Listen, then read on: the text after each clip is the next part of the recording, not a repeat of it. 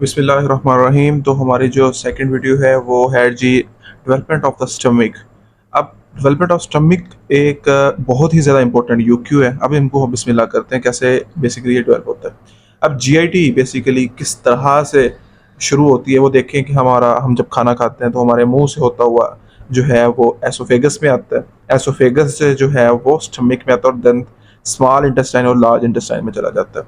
तो एक कुदरत ने क्या किया है, सबसे पहले जो है वो डेवलप करवाती है हमारे एसोफेगस को, एसोफेगस से आगे स्टमक को। होता यूं है कि यहाँ पे बेसिकली क्या होता है कि जो हमारा एसोफेगस होता है, उस एसोफेगस का जो लोअर एंड होता है, डिस्टल एंड होता है, वो थोड़ा सा डायलेट होने पड़ता है, यानी खुला होने लग पड़ता है। जैसे ये डायलेट होता है, उस डायलेशन की वजह से वहाँ पे एक कैविटी प्रोड्यूस होती है, थोड़ा ल्यूमन प्रोड्यूस होता है, थोड़ा सा चीज़ बढ़ जाती है, जिसे हम कहते हैं कि जी ये बेसिकली यहाँ पे शुरुआत हो गई है स्टमक बनने की। ओके, तो ये हमारा ऊपर से एसोफेगस आ रहा है और यहाँ पे आप देख रहे हैं डायलेशन प्रोड्यूस हो गई है। तो बेसिकली ये एसोफेगस हो गया और नीचे क्या हो गया, हमारा स्टमक जो है वो बनना शुरू हो गया।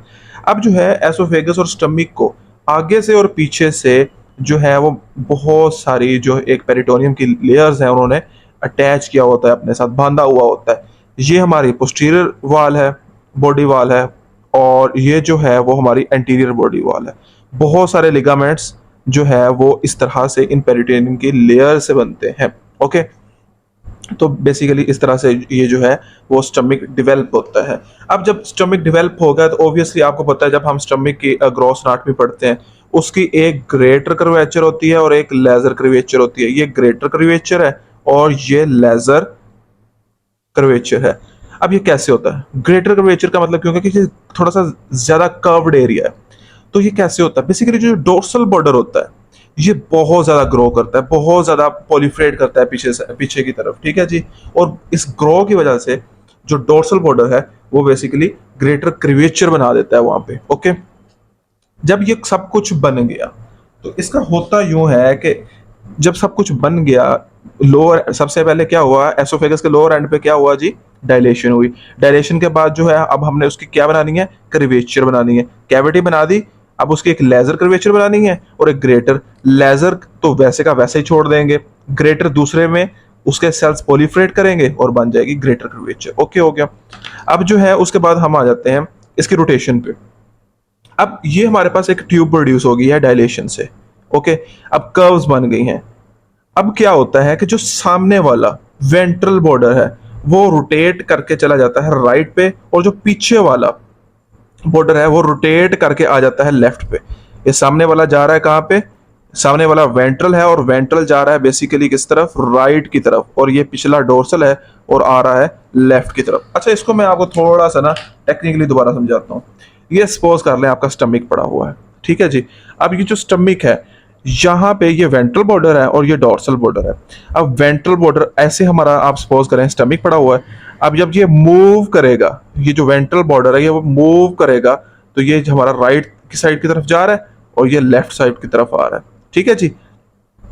अब आपको पता है जो डोर्सल बॉर्डर है वो ग्रो किया था और उसने ग्रेटर कर्वेचर बनाई थी। जब ग्रेटर कर्वेचर बनाई थी तो उसने बेसिकली क्या किया था, ग्रेटर कर्वेचर बनाई थी, तो वो अब आ गई है हमारी राइट साइड की तरफ। अब तो नहीं भूलेगा ग्रेटर कर्वेचर कैसे राइट की तरफ आती है और लेजर कैसे लेफ्ट की तरफ जाती है। सो ये कॉन्सेप्ट आपको इसके थ्रू याद रहेगा। सो जब ये मूव करेगा बेसिकली वेंट्रल चला जाएगा राइट पे, डोर्सल आ जाएगा लेफ्ट पे। ओके, ये समझ में आ गई बात की। अच्छा, अब साथ ही साथ क्या होता है कि ये हमारी बेसिकली होती है vertical axis, anterior posterior axis भी कोई काम हो रहा होता है। क्या होता है, ये जो जैसे इधर गया ना, तो इसकी थोड़ी सी इस एक्सिस पे भी, अब ये जो ये वाला एक्सिस बचेगा, ये एंटीरियर पोस्टीरियर एक्सिस है, ये भी काम करता है। ये कैसे करता है, जो ये वाला एंड है ये थोड़ा सा राइट की तरफ आता है और अपवर्ड चला जाता है, और ये थोड़ा सा लेफ्ट की तरफ जाता है और थोड़ा डाउनवर्ड चला जाता है। इस तरह से ये एंटीरियर पोस्टीरियर एक्सिस काम करते हैं। ये देखिए, ये सीधा खड़ा हुआ था, ये थोड़ा सा राइट की तरफ आया और थोड़ा सा ऊपर की तरफ चला गया, ये लेफ्ट की तरफ जा रहा है और नीचे की तरफ चला गया। इस तरह से जो है वो बेसिकली जो है हमारी रोटेशन होती है। अच्छा, एक जो काम की बात जो एमसीक्यू में अक्सर बोली जाती है और पूछी जाती है और जहाँ फंसाया जाता है, सामने की तरफ इसी चीज को हम देखते हैं। जो जो सामने वाला बॉर्डर होता है, ये सामने वाली साइड है, ये पीछे वाली साइड है, ठीक है। यहाँ पे लगा हुआ होता है बेसिकली आपके नर्व होती है। कौन सी नर्व होती है?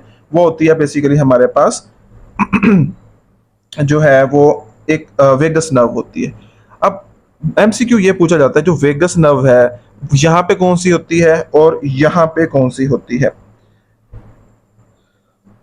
यहाँ पे बेसिकली राइट वेगस नर्व होती है, ठीक है जी। और यहाँ पे लेफ्ट वेगस नर्व होती है। कैसे?